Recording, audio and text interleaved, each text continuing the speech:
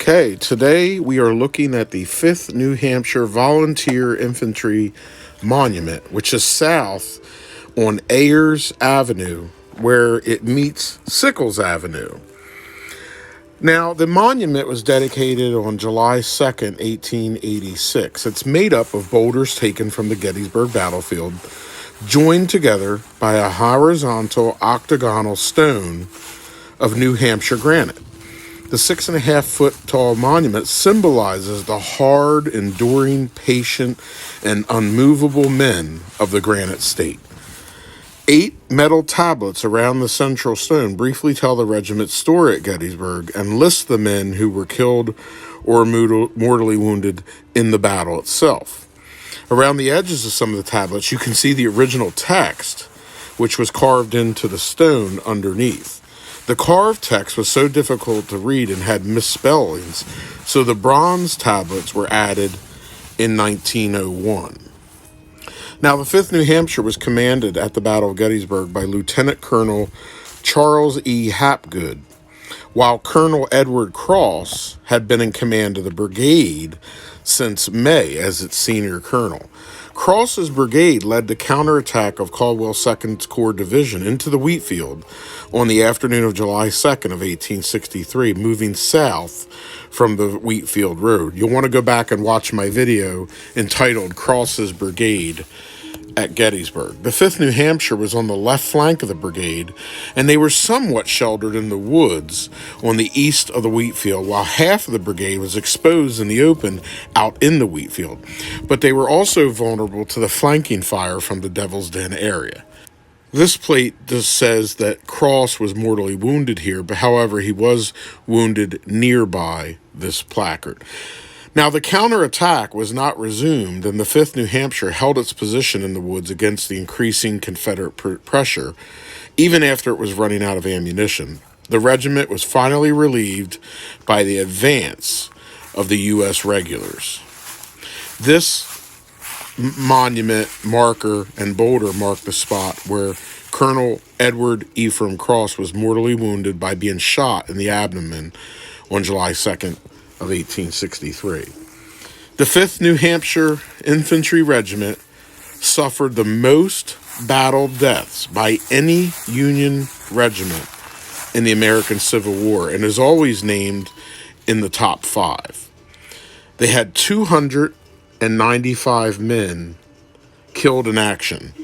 Around the monument, it says here, July 2nd, 1863, from 5 to 7 p.m., the 5th New York Volunteers stood and fought with a total engaged number of men of 182. 31 who were killed or mortally wounded. Killed and mortally wounded is 2nd Lieutenant Rule Austin, Sergeant Oscar Allen, Samuel Dobear, Charles Phelps, William Welch, Corporal Charles Burrell, Edwin Siley, Corporal Edward Haggett, Warren Parker, George Sylvester, Edward Stenson, Joseph Trickey, Byron Bennett, Horace Bowley, Joseph Bond Jr., George Buckham, James Burns, Joseph Craig, Charles Damon, Lucius Feeney, Andrew Foss, Samuel Green, Charles Kimball, George Kimball, Charles Lovejoy, Nathan B. Osmer, Elf Stevens, Roland Taylor, Nathan Thompson, Otis Thompson. The state of New Hampshire has erected this monument July 2nd, 1886, to commemorate the valor of her gallant sons. And then, of course, the plaque that we said that's actually the spot we're looking at now. On this spot fell mortally wounded Edward Cross, Colonel, the 5th New York Volunteers, commanding the 1st Brigade, 1st Division of the 2nd Corps on July 2nd of 1863. And this is the left flank marker of not only the 2nd Corps, but also of Caldwell's division and Cross's brigade, here tucked in the woods behind the monument. To get to this monument, the location is south on Gettysburg on the southeast side of Ayers Avenue, just north of Sickles Avenue. And as we walk back toward the monument one more time, we'll go to the spot where Colonel Edward Ephraim Cross was mortally wounded July 2nd of 1863, and also the monument that was used, made with boulders from the Gettysburg battlefield and granite from the state of New Hampshire, which symbolizes the rock-hard resolve that they had here on July 1st, 1863.